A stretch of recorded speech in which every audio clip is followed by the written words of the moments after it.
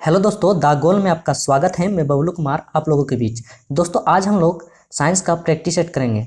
तो चलिए दोस्तों स्टार्ट करते हैं। दोस्तों स्टार्ट करने से पहले मेरे चैनल पे नए हैं तो चैनल को प्लीज़ सब्सक्राइब कर दें और वीडियो अच्छा लगे तो वीडियो को एक लाइक कर दें। चलिए आते हैं पहला प्रश्न की ओर।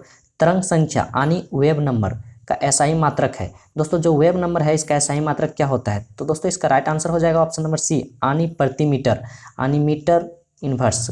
तो दोस्तों ये जो है वेव संख्या का एसआई मात्रक क्या होता है? प्रति मीटर। चलिए इसके बारे में कुछ जान लेते हैं। दोस्तों यहाँ दिया हुआ है कि तरंग दो प्रकार के होते हैं। दोस्तों जो तरंग है वो कितने प्रकार के होते हैं? दो प्रकार के होते हैं। पहला कि एक यांत्रिक तरंग और दूसरा होता है एक विद्युत चुंबकीय तरंग। दोस्तों यांत्रिक तरंग भी दो प्रकार के होते हैं। एक होता है अनुप्रस्थ तरंग और एक होता है अनुदैर्ध्य तरंग। दोस्तों अनुप्रस्थ तरंग जो है माध्यम में लंबवत गमन करती है। दोस्तों जो अनुप्रस्थ तरंग है वो माध्यम में कैसा गमन करती है? लंबवत। और जो अनुदैर्ध्य तरंग है वो कैसा गमन करती है? समांतर। यानी कि अनुदैर्ध्य तरंग जो है वो माध्यम में कैसा गमन करती है? समांतर गमन करती है। चलिए आते हैं नेक्स्ट प्रश्न की ओर। आपका अगला प्रश्न है, गंगा नदी में बीओडी सर्वाधिक मात्रा में पाई जाती है। दोस्तों यहाँ पूछा गया है कि गंगा नदी में कहाँ पे बीओडी सर्वाधिक मात्रा में पाई जाती है। दोस्तों पहले बीओडी के बारे में जान लेते हैं कि बीओडी है क्या। तो दोस्तों बीओडी जो है, बीओडी का फुल फॉर्म होता है बायोकेमिकल ऑक्सीजन डिमांड। दोस्तों बीओडी का फुल फॉर्म होता है बायोकेमिकल ऑक्सीजन डिमांड, ठीक है। तो दोस्तों ये सबसे अधिक पाया जाता है आपका पटना एवं उलवेरिया के मध्य, यानी ऑप्शन नंबर डी इसका राइट आंसर हो जाएगा। चलिए इसके बारे में थोड़ा सा जान लेते हैं। तो दोस्तों बीओडी का मतलब होता है बायोकेमिकल, सॉरी दोस्तों यहाँ पे लॉजिकल लिखा गया है, तो होता है बायोकेमिकल ऑक्सीजन डिमांड।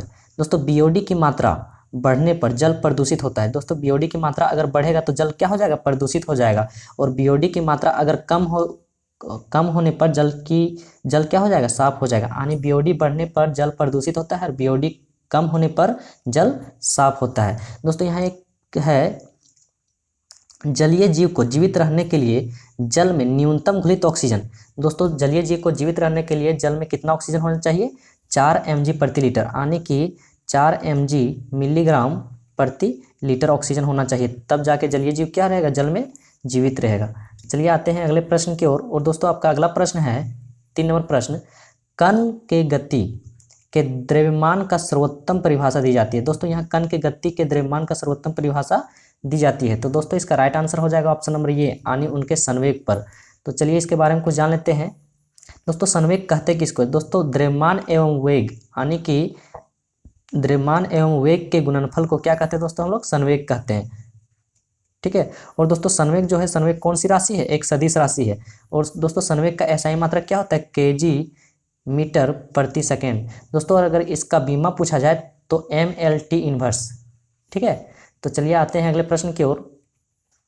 दोस्तों आपका अगला प्रश्न है 4 नंबर प्रश्न, यदि लंबवत बल दोगुना कर दिया जाए तो घर्षण गुणांक होगा।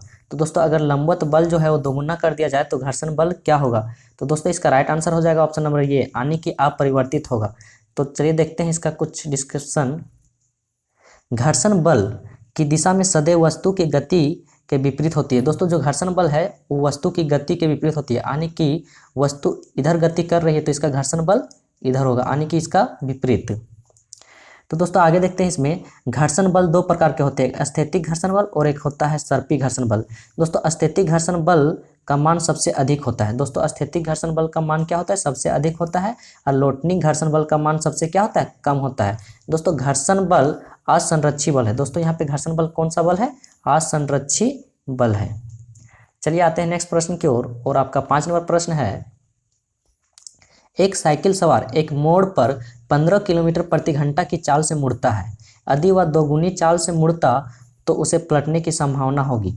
तो दोस्तों यहाँ बोला गया है कि एक साइकिल सवार है वो मोड़ पे 15 किलोमीटर प्रति घंटा से मुड़ता है। यदि वह दोगुनी चाल से मुड़ता तो उसके पलटने की संभावना कितनी होती? यानी दोगुनी होती कि 4 गुनी होती कि आधी होती या फिर उपरोक्त में से कोई नहीं? तो दोस्तों इसका राइट आंसर हो जाएगा उपरोक्त में से कोई नहीं। तो चलिए इसके बारे में थोड़ा जान लेते हैं कि ये कैसे हो रहा है। तो देखिए दोस्तों, घुमावदार रास्ते पर पलटने की संभावना इसके साइकिल के झुकाव पर निर्भर करता है।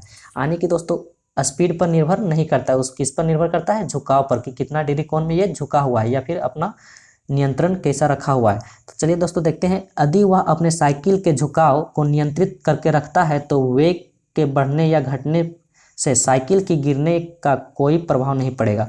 दोस्तों यहाँ बोला गया है कि झुकाव पर नियंत्रण रखता है तो वेग के घटने या बढ़ने पर कोई प्रभाव नहीं पड़ता है। आगे आते हैं, वृत्त के केंद्र की ओर लगने वाला बल अभिकेंद्री बल कहलाता है। दोस्तों वृत्त के केंद्र की ओर जो बल लगता है, वृत्त के केंद्र की ओर जो बल लगता है उसे हम लोग कौन सा बल कहते हैं? अभिकेंद्री बल कहते हैं। और वृत्त के केंद्र से जो बाहर बल लगता है उसे हम लोग कौन सा बल कहते हैं दोस्तों? उसे हम लोग कहते हैं अपकेंद्रीय बल। ठीक है, तो दोस्तों यहाँ देखिए, अभिकेंद्रीय बल वास्तविक बल होता है। दोस्तों जो केंद्र की ओर जो बल लगता है वो कौन सा बल होता है? वास्तविक बल होता है। और जो केंद्र के बाहर बल लगता है वो कौन सा बल होता है? आभासी बल कहते हैं। यानी कि अपकेंद्रीय बल कौन सा बल है? आभासी बल है। और अभिकेंद्रीय बल कौन सा बल है? वास्तविक बल है। चलिए आते हैं नेक्स्ट प्रश्न की ओर। और आपका अगला प्रश्न है, आपके शरीर की स्थितिज ऊर्जा न्यूनतम होगी जब आप, दोस्तों यहाँ पूछा गया है कि आपके शरीर की स्थितिज ऊर्जा कब न्यूनतम होगी। तो दोस्तों इसका राइट आंसर हो जाएगा ऑप्शन नंबर डी, जब हम धरती पर लेटे रहें। तो दोस्तों चलिए आते हैं, इसके बारे में थोड़ा सा जान लेते हैं। दोस्तों स्थितिज ऊर्जा जो है वस्तु के पृथ्वी की ऊंचाई पर निर्भर करता है। किस पर निर्भर करता है दोस्तों? ऊंचाई यानी हाइट पर निर्भर करता है। जैसे जैसे वस्तु के पृथ्वी की ओर आती है गतिज ऊर्जा का मान बढ़ता है। दोस्तों जैसे जैसे वस्तु पृथ्वी की ओर आती है, मान लेते हैं ये पृथ्वी है और वस्तु पृथ्वी की ओर आ रही है, तो स्थितिज ऊर्जा गतिज ऊर्जा का मान क्या होगा? बढ़ेगा। अगर कोई भी वस्तु पृथ्वी की ओर आ रहा है तो गतिज ऊर्जा का मान क्या होगा? बढ़ेगा। लेकिन स्थितिज ऊर्जा का मान क्या होगा? घटेगा। चलिए आते हैं अगले प्रश्न की ओर। और आपका अगला प्रश्न है, सामान्य तौर पर बैटरी की क्षमता में लिखी जाती है। दोस्तों बैटरी की जो क्षमता है वो किस में लिखी जाती है? दोस्तों इसका राइट आंसर हो जाएगा ऑप्शन नंबर बी, यानी एम्पियर आवर पर। ठीक है, तो दोस्तों कहीं कहीं इसमें mAh यानी दोस्तों यहाँ पे है, इसे मिली एम्पियर आवर भी मापते हैं। दोस्तों इसे किससे मापते हैं? मिली एम्पियर आवर यानी mAh से भी इसको मापा जाता है। शुष्क सेल में विद्युत अपघटय के रूप में अमोनियम क्लोराइड, दोस्तों शुष्क सेल में विद्युत अपघटय के रूप में अमोनियम क्लोराइड का प्रयोग करते हैं। दोस्तों यहाँ पे सीसा संचायक सेल में विद्युत अपघटय के रूप में H2SO4 का प्रयोग करते हैं। दोस्तों अगर यहाँ पूछा जाए कि संचायक सेल में विद्युत अपघटय के रूप में किसका प्रयोग करते हैं, तो H2SO4 का। और शुष्क में विद्युत अपघटय के रूप में किसका प्रयोग करते हैं? अमोनियम क्लोराइड का। दोस्तों यहाँ पे एक है कि 1 किलोवाट घंटा बराबर क्या होता है? तो दोस्तों 1 किलोवाट घंटा बराबर होता है 3.6 × 10⁶ जूल। ठीक है, तो चलिए आते हैं अगले प्रश्न की ओर। और आपका अगला प्रश्न है, बल युग्म उत्पन्न करता है। दोस्तों बल युग्म जो है वो उत्पन्न करता है। तो दोस्तों इसका राइट आंसर हो जाएगा शुद्ध घूर्णन गति को। ठीक है, चलिए आते हैं, इसका यहाँ दिया हुआ है, यदि दो समांतर एक समान बल विपरीत दिशा में लगता है तो किसी एक बल का परिणामी तथा दोनों के बीच की दूरी का गुणनफल बल युग्म का मान देता है। चलिए आते हैं, अगला प्रश्न है आपका दोस्तों 9 नंबर प्रश्न, प्रत्येक ALU एक समय में कितने बिट डाटा को डिकोड करती है? दोस्तों यहाँ बोला गया है कि प्रत्येक ALU जो है एक समय में कितने बिट डाटा को डिकोड करती है। तो दोस्तों इसका राइट आंसर हो जाएगा आपका ऑप्शन नंबर बी, यानी 32 बिट। चलिए आते हैं यहाँ पे, यह अर्थमेटिक लॉजिकल यूनिट है। जो दोस्तों ये ALU जो होता है इसका फुल फॉर्म क्या होता है? Arithmetic logical unit. ठीक है दोस्तों, ये LU जो है दो प्रमुख घटक है, एक है LU और एक है AU। दोस्तों LU जो होता है लॉजिकल यूनिट होता है, और लॉजिकल यूनिट में दोस्तों लेस देन बराबर इक्वल टू और एक ग्रेटर देन ये सब होता है। और ये यू में यानी अर्थमेटिक यूनिट में जो प्लस माइनस होता है, मल्टीप्लाई होता है और डिवाइड होता है, ये सब होता है। दोस्तों LU का मतलब होता है लॉजिकल यूनिट और AU का मतलब होता है अर्थमेटिक यूनिट। और दोस्तों ये LU का मतलब क्या होता है? Arithmetic logical unit. चलिए आते हैं अगले प्रश्न की ओर। दोस्तों अगला प्रश्न है, कपास के कीट रोधी पौधे आनुवांशिक इंजीनियरिंग द्वारा एक जीन को विशिष्ट पर निर्मित किए गए जो लिया गया है।